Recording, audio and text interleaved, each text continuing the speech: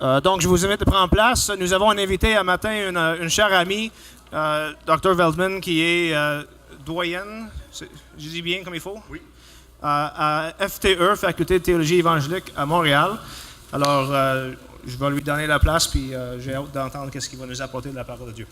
Merci. Merci pour l'invitation encore une fois. Prière, on a besoin que Dieu nous guide à travers. Je vais commencer. Le sujet est déjà annoncé. Vous avez un petit papier, un petit feuille dans le bulletin avec les points. Donc, si vous voulez les suivre, c'est à vous.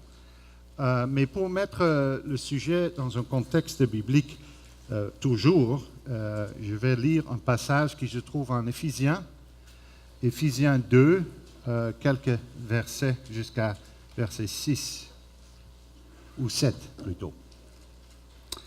Donc, oui, on parle du salut, mais avant le salut, l'apôtre Paul dit, « Vous étiez morts par vos offenses et par vos péchés. » Donc, on va travailler là-dessus. Qu'est-ce que ça veut dire? Dans lesquels vous marchez autrefois selon le train de ce monde, selon le prince de la puissance de l'air, de l'esprit qui agit maintenant dans les fils de la rébellion.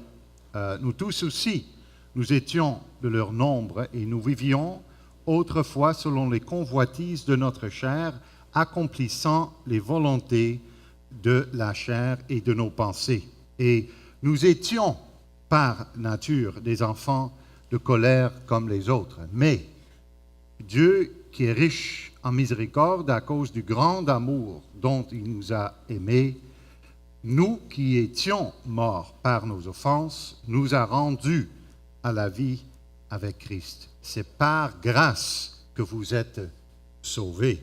Il nous a ressuscités ensemble et nous a fait asseoir ensemble dans les lieux célestes en Jésus-Christ, afin de montrer dans les siècles à venir l'infinie richesse de sa grâce par sa bonté envers nous en Jésus-Christ. Parole de Dieu. Avant de plonger dans le sujet, aussi à partir des textes bibliques, je vais quand même commencer avec quelques préoccupations de notre époque qui nous empêchent parfois de parler du péché. Et je pense que en parlant de l'évangélisation, vous avez exhorté les gens de témoigner leur foi. On est toujours confronté par les gens qui disent « Mais péché, tu parles encore du péché, tu viens de quelle planète ?» Aujourd'hui, on ne parle plus de péché, hein, peut-être des faiblesses, etc., etc. Et c'est à cause de certaines choses qui sont arrivées et qui ont influencé notre époque. Alors, quelles sont ces préoccupations contemporaines? Et je vais prendre un peu comme guide le livre de Plantinga, A Breviary of Sin. Je ne vais pas le vraiment citer mot à mot, mais juste quelques points.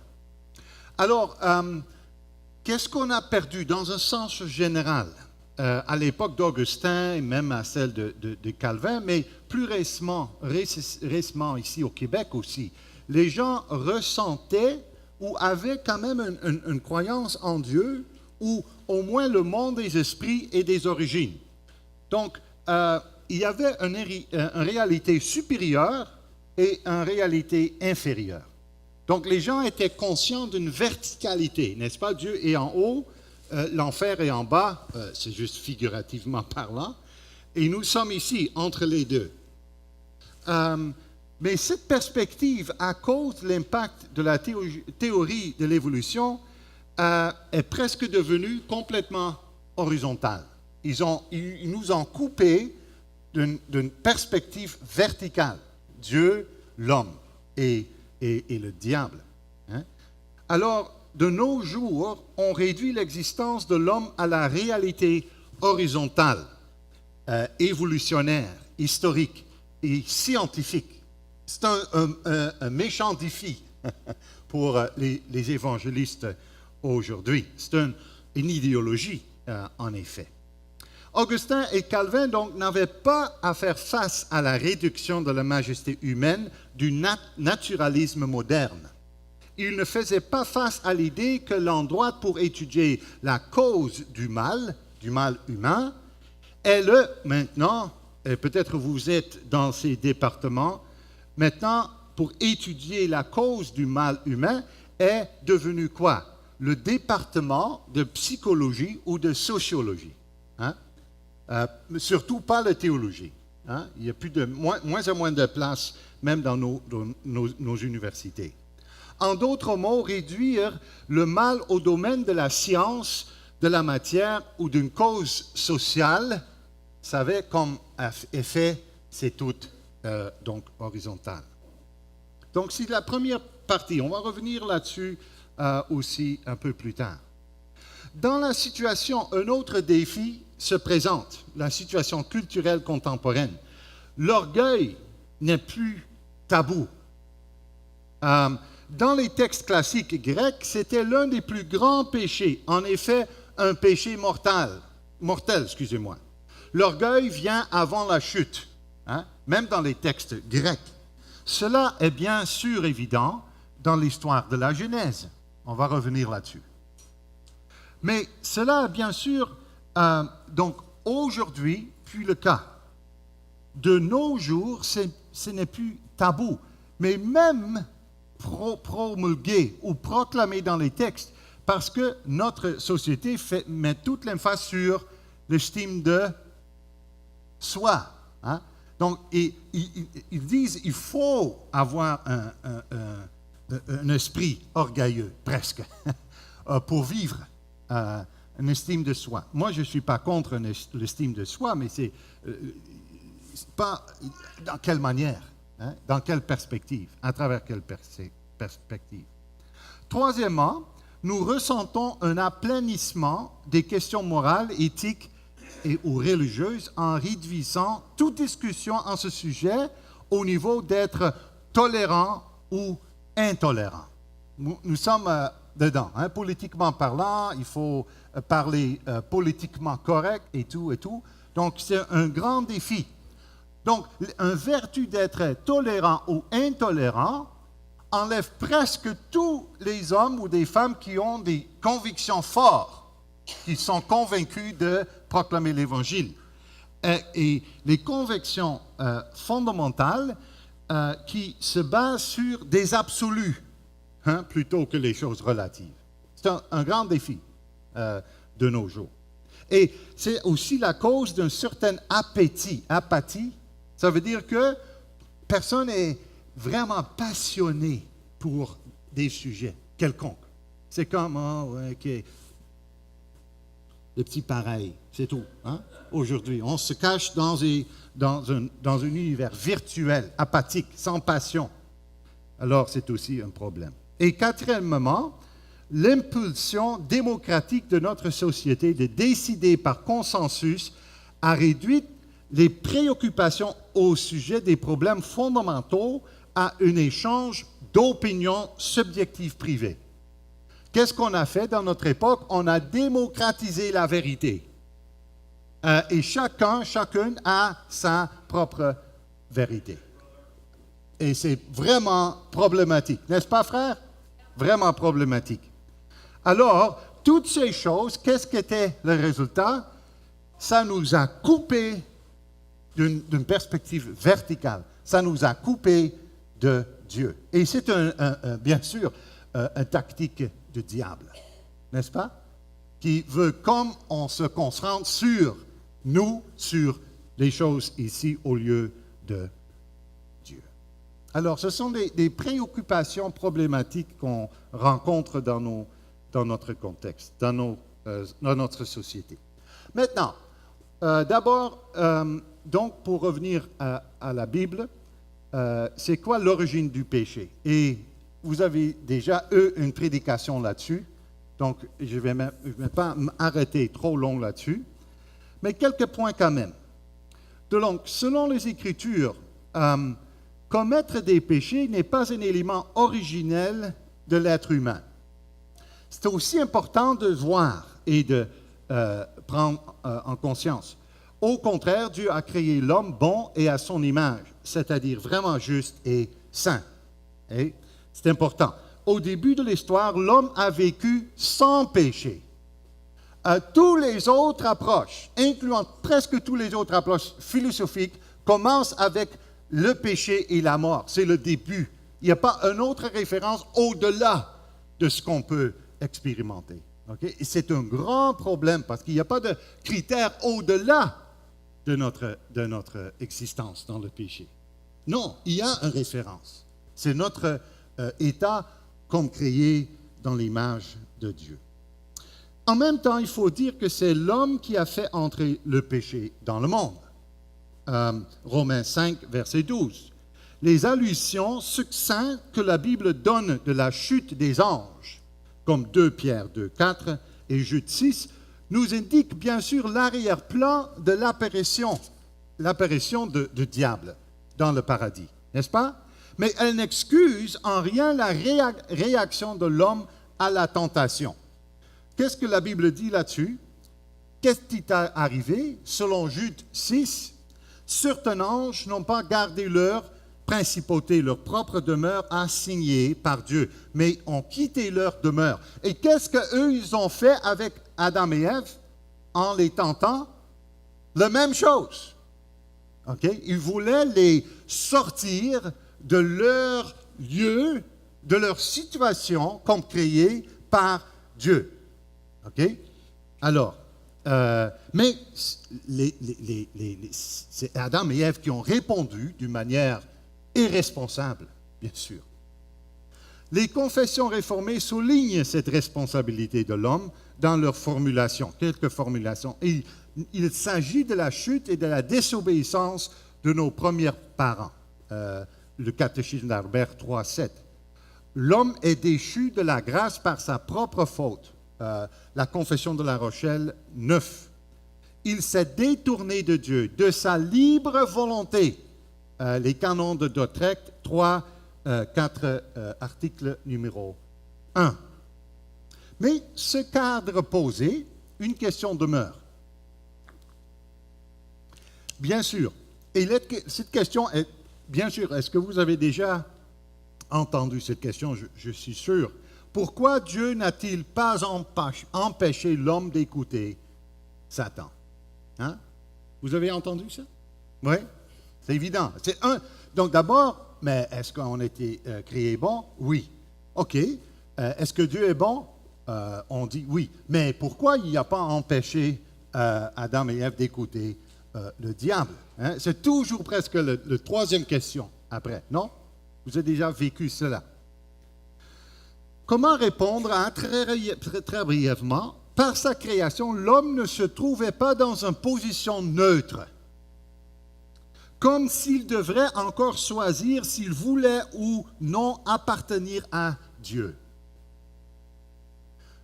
Qu'est-ce que je veux dire avec? Il appartenait à Dieu. Il jouissait de tous les privilèges que Dieu lui avait accordés. OK?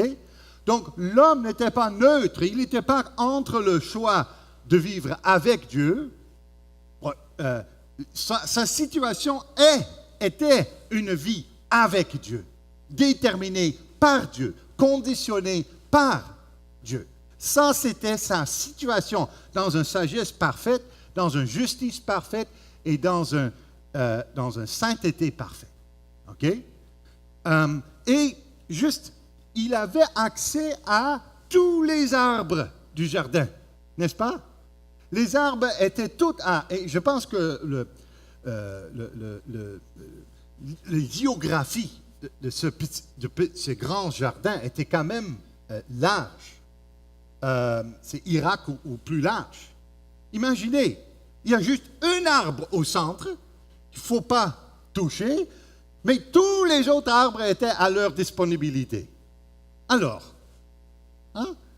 C'est comme un petit enfant, tout est possible, ils ont tous les jouets possibles, mais il veut toujours avoir ce jouet qui est ailleurs. Non, je ne suis pas content avec ce que... En tout cas, ça c'est un résultat du péché. Hein? Et les sujets s'augmentent dans nos maisons de plus en plus, parce qu'ils ne sont jamais contents. Je ne peux pas imposer ça sur Adam et Ève, parce qu'ils n'avaient pas encore une nature pécheresse. Est-ce que vous comprenez? Mais ils n'étaient pas neutres. Hein? Alors, Dieu était leur vie, en autre mot. Sa justice était leur justice. Sa sagesse était leur sagesse. Sa sainteté était leur sainteté. Ça veut dire image de Dieu. C'est une image de Dieu, pas de l'homme. C'est important. Donc, dérivé et dépendant. Deuxièmement, dans cette situation, il n'a pas voulu créer un homme qui le servait comme le ferait un robot. Robot? Oui. Parce qu'il aurait été programmé pour le faire. Dieu a voulu être servi par l'homme volontairement dans la foi et l'amour, dans la confiance. Est-ce que vous comprenez maintenant? Donc la situation, Dieu était leur vie, et il ne voulait pas créer un robot, mais un homme dans la confiance, dans l'amour absolu, dans et avec Dieu. C'est dans ces conditions qu'il fut mis à l'épreuve. Donc la question était, voulait-il continuer à vivre avec son Créateur ou préférait-il lui tourner le dos et vivre sans Dieu? Est-ce que vous comprenez la question? Pas de neutralité. C'était question de vouloir continuer de vivre avec Dieu, selon Dieu, ou de tourner le dos vers Dieu. OK? Est-ce que vous comprenez l'enjeu même de cette observation? C'était la question. Et l'arbre de connaissance du bien et du mal était le point de démarcation, la limite. Donc Dieu les a donné tout le Jourdain, avec tous les arbres, sauf cet arbre-là. Pourquoi? C'était la délimitation. Ça veut dire que Dieu a dit, OK, mais moi, je demeure Dieu et vous demeurez des êtres humains. Et la seule chose que tu ne dois pas toucher, c'est cet arbre qui démarque, qui dit que moi, je suis Dieu et toi, tu restes être humain. Ils étaient donc dans un endroit, dans une principauté, dans leur propre demeure, assignée par Dieu. Est-ce que vous comprenez? Vous êtes avec moi encore? Oui? Excellent. C'est important. Et qu'est-ce que le diable voulait faire? Quitter leur demeure. Leur demeure, leur propre demeure assignée par Dieu. Par quoi? Et ça nous amène au prochain point. La transgression. La transgression. Et la transgression, ça veut dire quoi? Transgresser une limite, une frontière. Dieu a mis une frontière, un petit arbre au centre, un petit arbre. C'était la frontière. Il ne faut pas passer, à traverser. Et qu'est-ce que l'homme a fait? Vous connaissez l'histoire. L'homme a choisi de s'affranchir de Dieu. L'homme et la femme ensemble, c'est Adam qui, en tant que tête du genre humain, a introduit le péché dans le monde.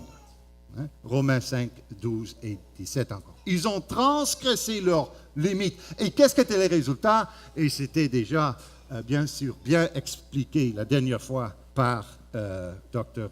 Haynes. C'était quoi le résultat? Ils ont tombé d'une situation de la vie, de la justice, de la sainteté, de la sagesse, dans une situation de la mort et les conséquences de la mort. OK? Est-ce que vous comprenez? Ils étaient dans une situation, mais ils ont tombé dans une situation de la mort. D'abord la mort spirituelle, ensuite la mort physique et ensuite la mort éternelle, s'il n'y aura pas une conversion, se tourner. OK? Alors, voilà. Et ça nous amène à notre prochain point. Parce que c'est quoi la raison pour laquelle nous sommes morts? Pas spirituellement. La Bible nous dit, c'est le péché qui nous amène à la mort. C'est le péché qui nous a amenés à la mort. La transgression nous a amenés à la mort. Pourquoi est-ce que c'est important? Et c'est un peu philosophique, mais vous êtes habitués à des choses philosophiques ici, je pense, parce qu'il y a des philosophes parmi vous. Mais le problème, et je vais parler avec David Haynes après pour une discussion là-dessus, parce que, en tout cas, le problème n'était pas l'être. Le problème était l'éthique, la désobéissance. L'être n'était pas le problème, ou le non-être. Le non-être n'existait pas même, mais c'était la transgression, la désobéissance de l'homme qui a fait qu'ils ont tombé dans le non-être. Ça veut dire la mort. Dans une situation de la mort. Donc, avant qu'on traite le être et le non-être, il faut traiter l'aspect éthique. Transgression. Contre quoi? La loi de Dieu. La volonté de Dieu. C'est très important. Donc, le caractère du péché, c'est notre prochain point. C'est ainsi que Jean décrit le péché. Quiconque transgresse la loi pêche. OK? Ou quiconque pêche transgresse la loi, plutôt. Ou le péché est la transgression de la loi. C'est une définition, même donnée par Jean. Le péché, c'est la violation, la transgression de la loi. 1 Jean 3, 4. Et en effet, tu ne mangeras pas de l'arbre de la connaissance du bien et du mal. Ce qu'ils ont fait, le résultat, la mort. Péché a produit la mort. Et comment décrire donc le caractère de ce péché, de ces péchés? D'abord, il y a 3 choses ici. Le péché, c'est la rébellion. La rébellion. L'homme se révolte contre Dieu en transgressant les limites. Comme le diable se révoltait contre Dieu, ils ont quitté leur propre demeure parce qu'ils voulaient quoi? Prendre la demeure de Dieu. Ils ont transgressé leurs limites. Est-ce que vous comprenez? C'est toujours la même affaire. On veut toujours sortir de notre propre lieu dans lequel Dieu nous a créés. Je peux élargir là-dessus. Un homme veut devenir une femme et une femme veut devenir un homme. On est en plein dedans aujourd'hui, n'est-ce pas? Un homme veut peut-être prendre les responsabilités des femmes et les femmes veulent prendre les responsabilités de l'homme. C'est la confusion, la rébellion, la révolution. La révolution, ça veut dire qu'on va mettre les choses en l'envers. Ça, littéralement, ça veut dire ça. Ça, c'est le caractère du péché. On est en plein dedans. Hein? Même au niveau biologique aujourd'hui. Il ne veut pas respecter les limites biologiques, même pas. Maintenant, on est capable de transgresser les limites biologiques. Tu peux devenir un transgenre ou changer le corps, etc. Vous êtes au courant de toutes ces choses. C'est une révolte. C'est une rébellion contre Dieu qui produit la mort. Comme le diable. Deuxième, c'est ainsi que le péché peut être considéré aussi comme de l'orgueil. C'est la même affaire. On veut prendre la place de Dieu. On ne veut pas rester dans la place dans laquelle Dieu nous a créés, devant lui et devant les uns les autres. Transgresser les limites. OK? L'homme n'était pas content de sa position. Il a voulu être comme Dieu.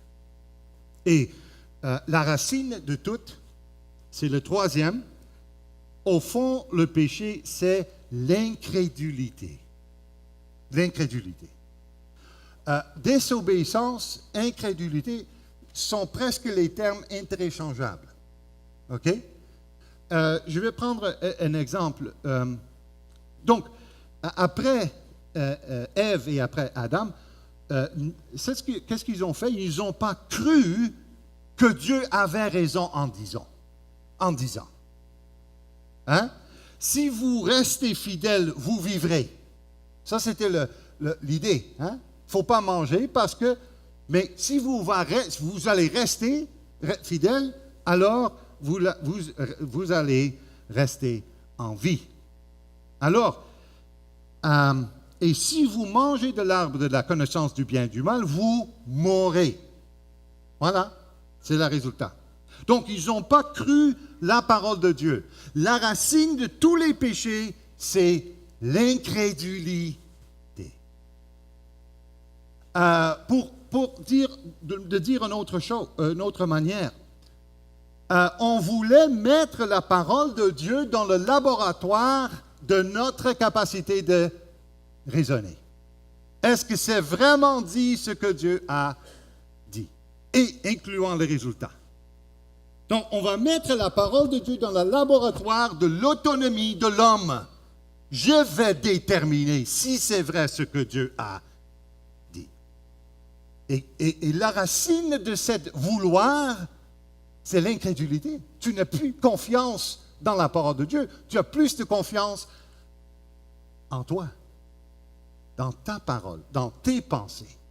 C'est le début de la fin. C'est la mort. Alors, ils n'ont pas cru la parole de Dieu. Ils n'ont pas cru que le vrai bien-être et le vrai bonheur ne se trouvent qu'auprès de Dieu. Ils ont cru qu'une vie sans Dieu était la véritable vie. Mais ils se trompaient. Horriblement. Horriblement. Alors, encore avec moi? De nouveau, le point de départ est positif. Le point était d'être aligné comme il faut pour chercher premièrement Dieu et le royaume de Dieu. Matthieu 6, 33. Mais et ça, c'est pour mettre ça un peu plus clair dans notre époque aussi. Comment ça se produit et reproduit aujourd'hui chez nous? Alors, Plantinga dit, ces dernières années, longtemps bien sûr, la richesse nous a rendus avares. Une autre tactique de diable. La complaisance en soi-même nous a entraînés au moyen de tous les types d'excès de la chair, à être, et je cite Plantinga, si je puis dire, en amour avec la mort. C'est fort. Et fin de la citation. Donc, qu'est-ce que ça nous a donné? Au lieu d'une culture de la vie, nous vivons dans une culture de la mort. Comment se traduit? Ça se traduit aujourd'hui l'avortement, l'euthanasie. On est bien avec la mort plutôt qu'avec la vie. La sainteté de la vie. Non, la mort est le résultat de cet acte de la rébellion. Et on est dedans. On est dedans. Alors, et je cite encore Plantinga, se rebeller contre Dieu, c'est couper la branche qui nous soutient. Fin de la citation. Je me répète, se rebeller contre Dieu, c'est couper la branche qui nous soutient. Vous pouvez imaginer quelqu'un sur une branche, et il est là, et il est en train de couper. Ça, c'est l'homme. Et là, la mort est là, la vie est dans la branche, mais on coupe des racines, et on va tomber dans la mort, dans la merde. Excusez-moi, la mort. Oh, c'est presque la même chose. Non? À peu près? Qu'est-ce que ça veut dire, la merde? Non. Je m'excuse parce que je suis un Hollandais, donc parfois ça sort et je ne comprends pas ce que je dis. Non, ce n'est pas une excuse. Je suis coupable. Je suis coupable. Je suis coupable. Alors, qu'est-ce que ça nous donne, en effet? Qu'il faut, quand on parle de péché, il faut qu'on revienne au fait que, d'abord et surtout, quand on pêche contre Dieu. D'abord et surtout. Si notre société est presque toute devenue horizontale et la dimension verticale est presque disparue à cause des idéologies, etc., etc., en tant que chrétien, notre première tâche, quand on parle des péchés, il faut ramener les gens à une métaphysique, si vous voulez, mais d'abord au fait que Dieu, point. Au fait que Dieu, point.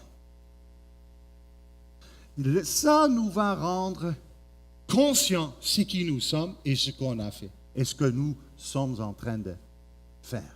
Dieu. Il faut prêcher Dieu. Le péché est avant tout un péché contre Dieu. Une citation très claire. Lorsque David a péché avec Bathsheba et qu'il s'est conduit de façon criminelle à l'égard d'Uri, qu'est-ce qu'était la réponse? Il a confessé devant Dieu son péché. Qu'est-ce qu'il a dit? J'ai péché contre toi. La crainte de l'Éternel est le commencement de la sagesse. Le reste est secondaire, presque. OK? Contre toi seul, il emphase là-dessus. Et j'ai fait le mal à tes yeux. Donc, c'est pas plus clair que ça, non? Contre Dieu, d'abord. Psaume 51, 6. Nos fautes touchent toujours d'abord Dieu. C'est ainsi que Dieu a dit à Israël, Isaïe 44, verset 24, tu m'as astreint à la servitude par tes péchés. Tu m'as laissé par tes fautes. Dieu. Est-ce que vous comprenez? Très, très important. En d'autres termes, le péché a toujours un caractère d'abord spirituel, religieux, contre Dieu. Il touche toujours Dieu. Et si la crainte de l'Éternel est dans ton cœur, vous allez le sentir. Vous connaissez le passage de Joseph qui était tenté par la femme de Potiphar? OK. Est-ce que j'ai dit la dernière fois ici? Non, pas grave. Répétez, c'est pas grave. Mais qu'est-ce qu'il a dit quand il était tenté par la femme de Potiphar?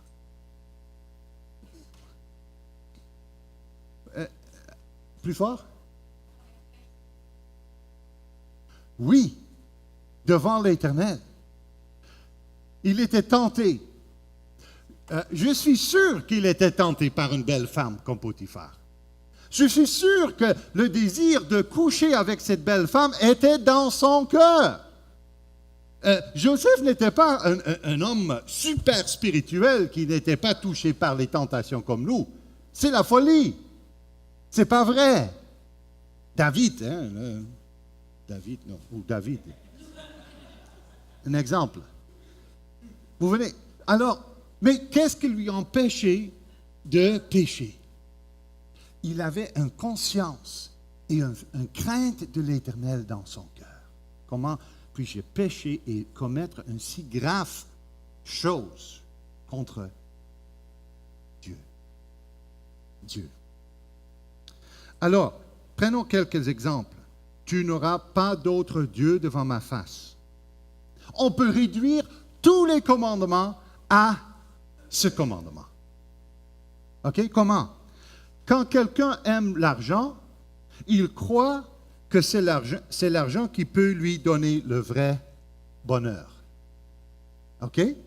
Il ne croit pas que c'est Dieu qui donne le vrai bonheur. Même à travers la pauvreté. Est-ce que vous comprenez? Tu n'auras pas d'autre Dieu devant ma face.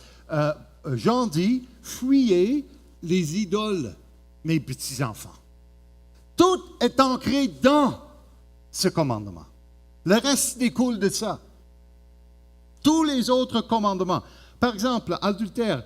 Quand quelqu'un commet l'adultère, il ne croit pas qu'il sera béni en étant fidèle à sa femme, bien que la vie avec elle puisse être très difficile.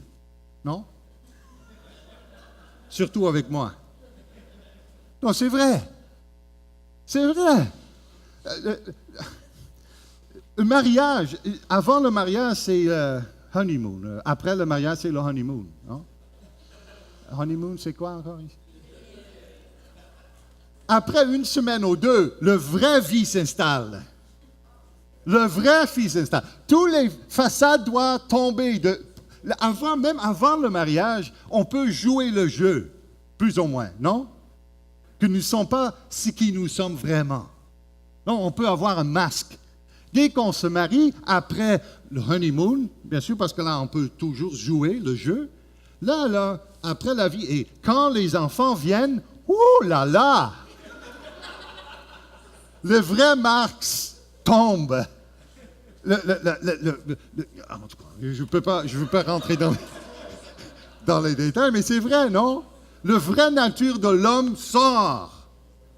Alors, là, tu es tenté de dire, peut-être c'est mieux de se marier avec quelqu'un d'autre parce que ça va être mieux. Non!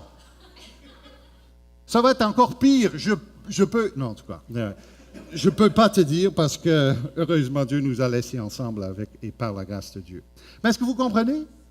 Donc, en bref, nous ne croyons pas la parole de Dieu, la Bible, par laquelle il nous dit ces choses que nous nions quand nous péchons. Hein? De rester avec Dieu, dans la crainte de l'Éternel qui est le commandement de la sagesse. Alors, voilà. Prochain point. Notre nature pécheresse. C'est le résultat. Hein? Désobéissance, c'est quoi la désobéissance? On a parlé un peu. C'est quoi le caractère, les caractères de péché? D'abord, c'est contre Dieu, on a terminé avec. Maintenant, il y avait un résultat. Et le résultat, c'est la nature, notre nature pécheresse. Selon les Écritures, dès notre conception, nous sommes des pécheurs.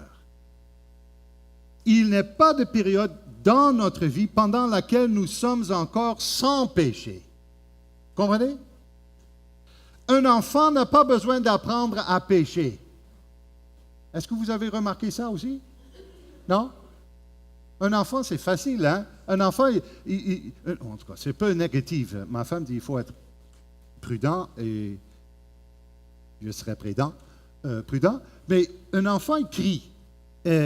Il pense que, en tout cas, peut-être c'est trop sévère, mais laisse-moi le dire quand même et tu peux me critiquer après. Ou lancer des flèches après. Non, une petite enfant pense que le monde tourne autour d'elle, comme personne.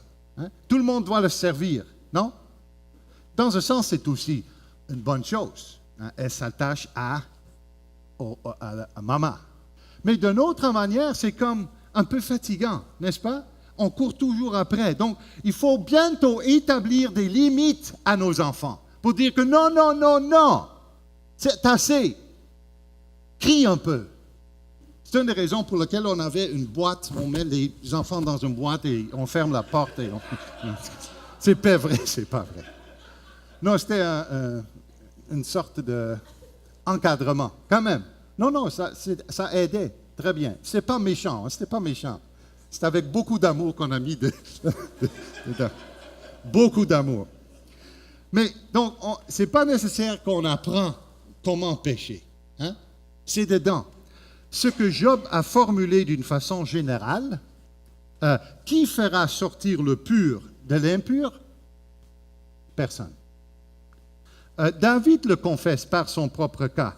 Voici, je suis né dans la faute et ma mère m'a conçu dans le péché. Psaume 51, verset 7. Jésus lui-même l'a dit clairement. Ce qui est né de la chair est chair et a besoin de nouvelle naissance pour pouvoir entrer dans le royaume de Dieu. Il faut être né d'en haut de Dieu. Et c'est ainsi que Paul peut décrire ou écrire que par nature, nous sommes des enfants de colère. C'est ce qu'on a aussi lu, Éphésiens 2, 3. Alors, nous sommes nés pécheurs. Et il faut revenir là-dessus aussi avec nos enfants. Ce n'est pas parce que nous commettons des péchés que nous sommes des pécheurs, mais c'est parce que nous sommes des pécheurs que nous commettons des péchés. Ici, l'être est avant l'acte. Au paradis, c'est l'acte avant l'être. Maintenant, c'est l'être qui fait en sorte que, et ça produit des actes contraires à la volonté de Dieu. Né dans un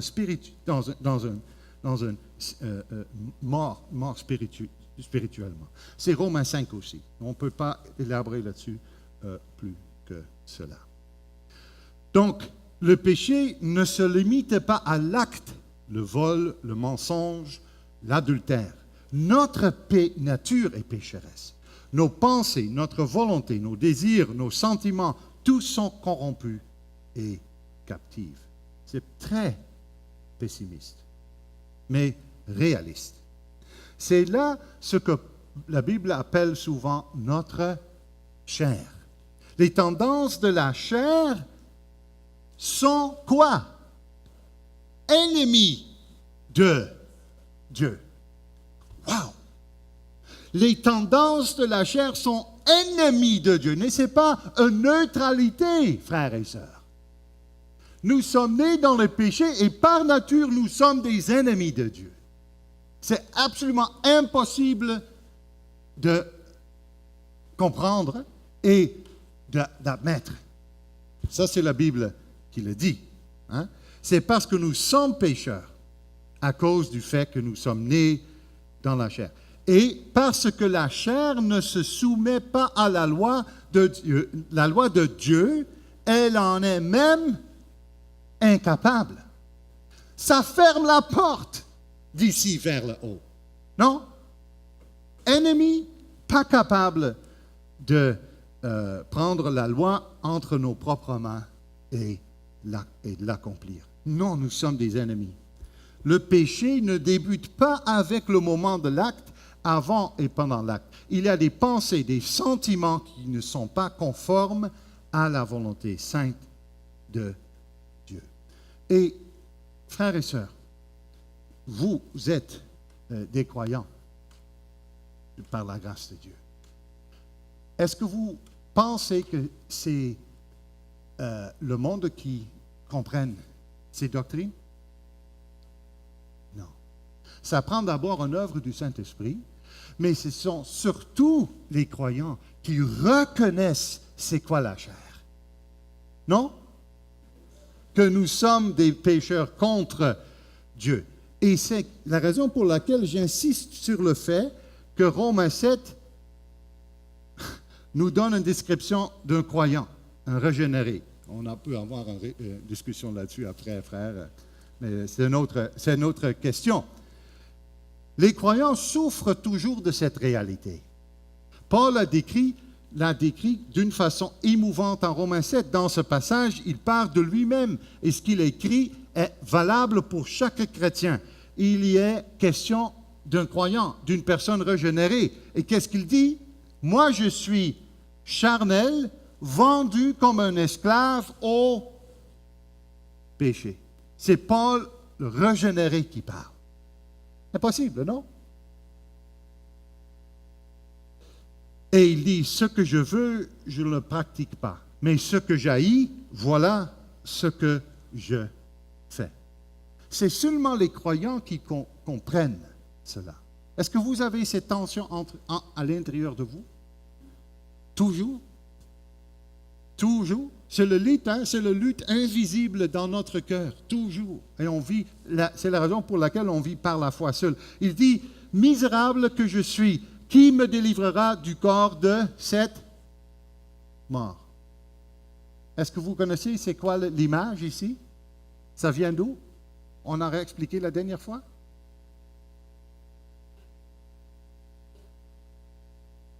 Oui, vous avez appris ça où? Pas de moi. Oh non. Oh non, c'est bon, c'est bon, c'est bon. Ça veut dire qu'un criminel dans l'époque romaine a dû quoi? S'ils avaient trouvé le corps, la personne qui l'a tué, qu'est-ce qui était une punition? Il fallait mettre le corps mort sur son dos et marcher à travers les rues avec le corps mort sur son dos. OK? C'est incroyable. Et de plus tu marches, de plus ça devient... Oh, à la fin, c'est comme impossible de... Ça, c'est l'expression. Donc, à la fin de ma vie, je serais heureux de me débarrasser de ce corps de la mort pour que je me puisse trouver avec le Seigneur. Parce que ça devient de plus en plus lourd. Pas de moins en moins, mais de plus en plus. Est-ce que vous comprenez? C'est vraiment, vraiment une image forte. OK, je termine bientôt.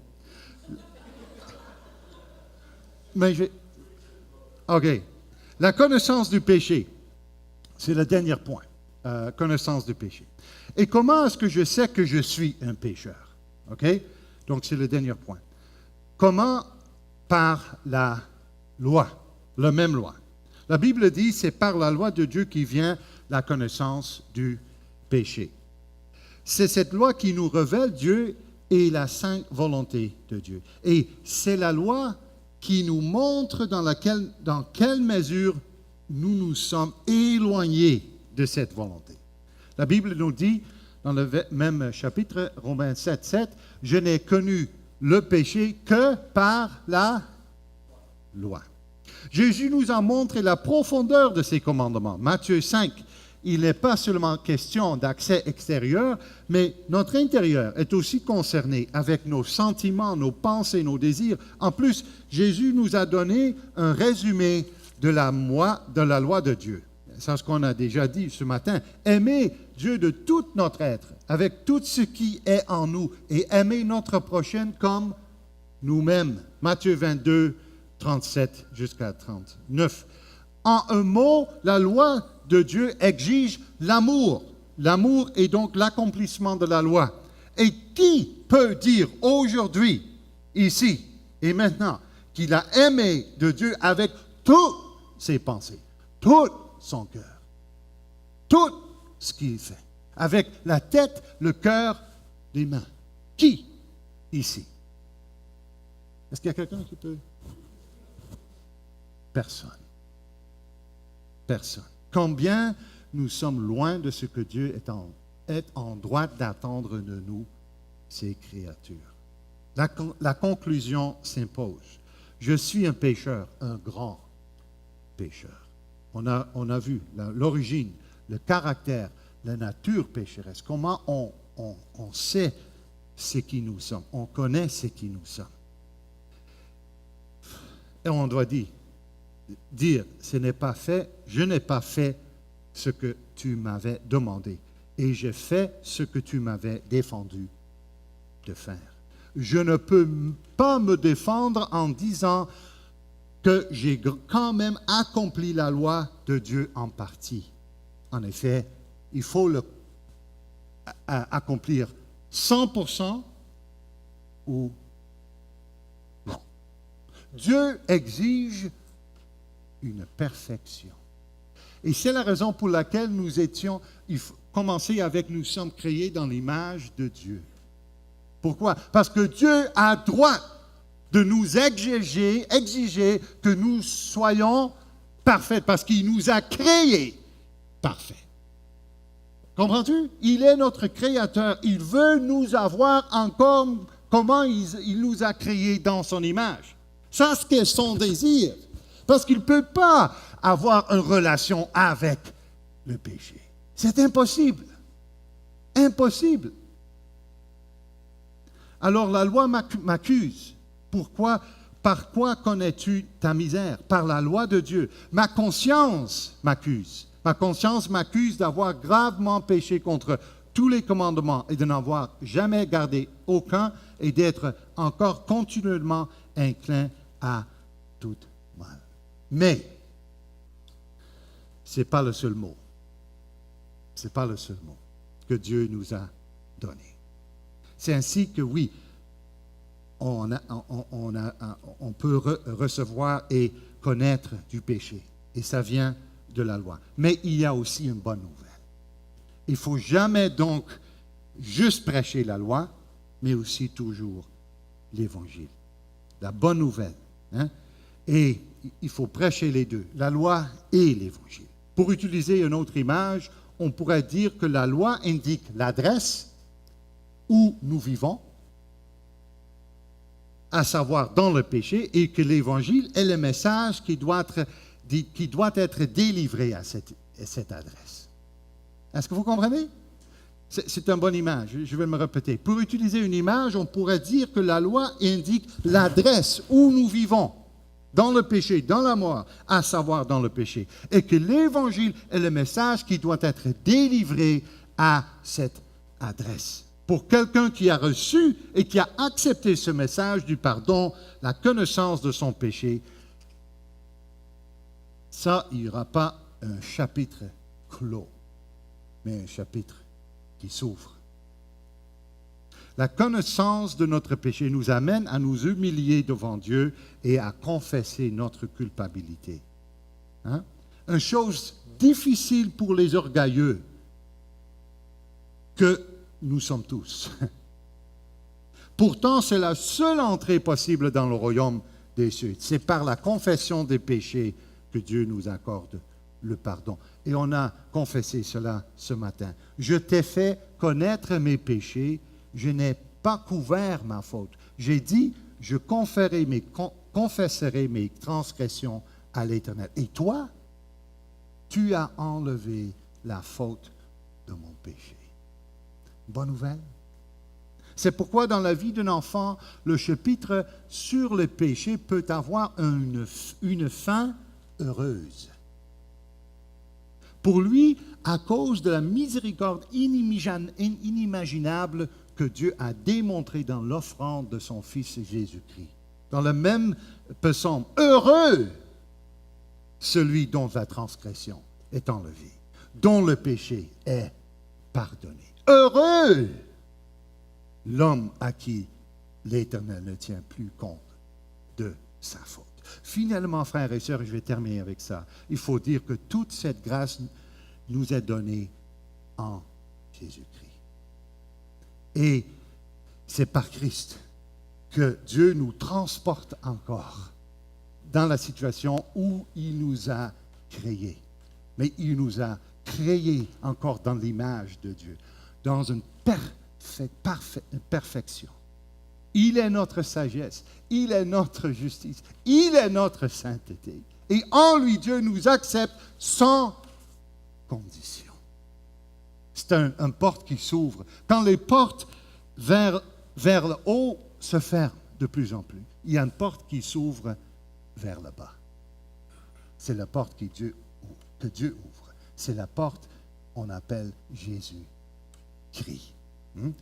Comme Christ l'a dit dans sa prière sacerdotale, la vie éternelle, c'est ce qu'ils te connaissent. Toi, le seul vrai Dieu, et celui que tu as envoyé, Jésus-Christ. Un peu avant, il avait exhorté ses disciples, demeurez en moi, comme moi en vous. Le seul chemin, vie, vérité. Et cette communion n'est pas une réalité qui consiste en quelques moments de ravissement ou d'euphorie. Là, on cherche toujours ravissement et d'euphorie. Peut-être la première fois, tu te rappelles, quand Dieu t'a appelé et te lavé, c'était comme le ciel s'ouvrait. L'amour de Dieu était vraiment mis dans ton cœur. Et tu dis, oh, le repos éternel. Vous vous rappelez ce moment? Ce n'est pas un moment céleste. Hein? Là, je voulais partir tout de suite. S'il vous plaît, Seigneur, prends-moi. Prends-moi, s'il vous plaît, encore cette vie. Encore un peu. J'aime ma femme, mais vraiment. C'est vraiment ça. Comprends-tu? Alors, un peu cette communion n'est pas donc juste une réalité de temps en temps. C'est une communion avec Christ et est la réalité de notre vie entière. Elle est le fondement de notre existence chrétienne. Ce n'est pas le péché. Ce n'est pas notre nature pécheresse. C'est qui? C'est Christ. Voilà la réalité de la vie d'un chrétien. Si quelqu'un est en Christ, il est une nouvelle créature. Sa vie est liée à Christ. Il est une nouvelle créature. Toutes les choses sont devenues anciennes et toutes les choses sont devenues nouvelles. Est-ce que ce n'est pas une bonne nouvelle? Ça, c'est la vraie réalité. Est-ce que vous comprenez? Alors, cette réalité est liée à notre passé. Nous sommes crucifiés et morts et ensevelis avec lui. Nous ne sommes plus des esclaves du péché. Notre nature est déjà dans le tombe de Christ. Notre nature pécheresse est clouée sur la croix de Jésus-Christ. Quelle délivrance! Il faut le croire. Il faut le croire. Alors, à son présent, nous sommes ressuscités avec le Christ. En lui, Dieu nous a fait asseoir ensemble dans les lieux célestes en Christ Jésus. Quelle bonne nouvelle! Notre première citoyenneté est en haut. Nous sommes devenus des pèlerins qui traversent cette terre avec un corps mort sur notre dos. Mais notre citoyenneté est d'abord au ciel. Nous sommes déjà assis dans les lieux célestes avec notre Seigneur Jésus-Christ.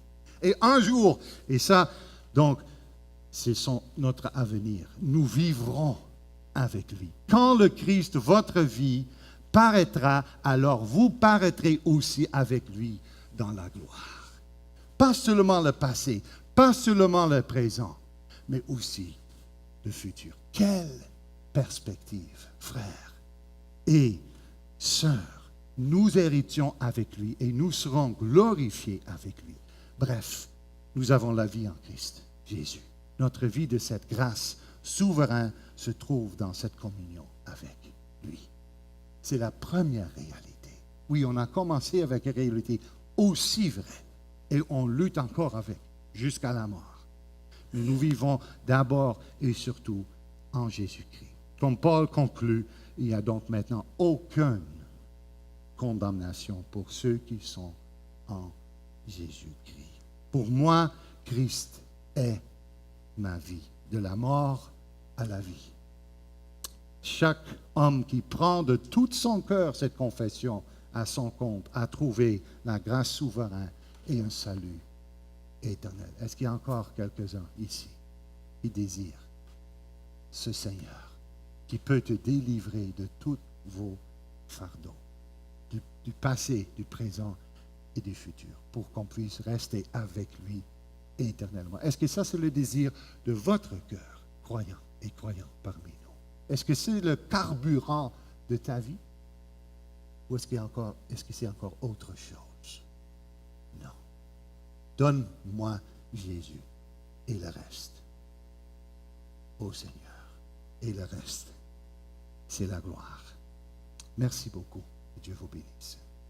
Amen. On prie ou tu as prié?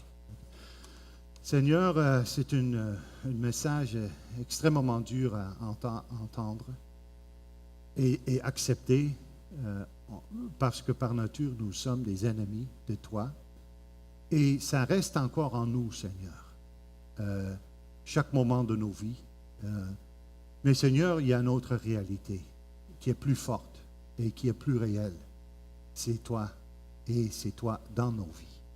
Alors, merci Seigneur pour cette bonne nouvelle encore. Et qu'on ne soit pas trop, Seigneur, découragé, mais quand même réaliste, pour qu'on puisse vivre seulement par ta grâce, par ton amour, par ton esprit. Pour qu'on puisse aimer les uns les autres en s'oubliant, Seigneur. Pour qu'on puisse être libres de nous-mêmes pour servir les uns les autres dans l'amour, comme tu nous as aimés dans ton Fils.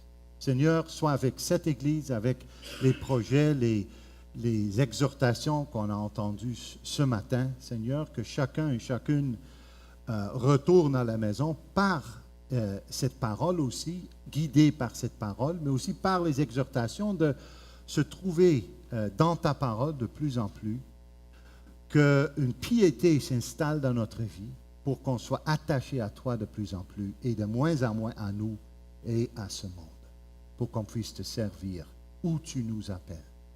Seigneur, merci encore pour cette bénédiction et que tu sois parmi nous jusqu'à la fin, comme tu nous as promis. Je serai avec vous jusqu'à la fin du monde. Amen.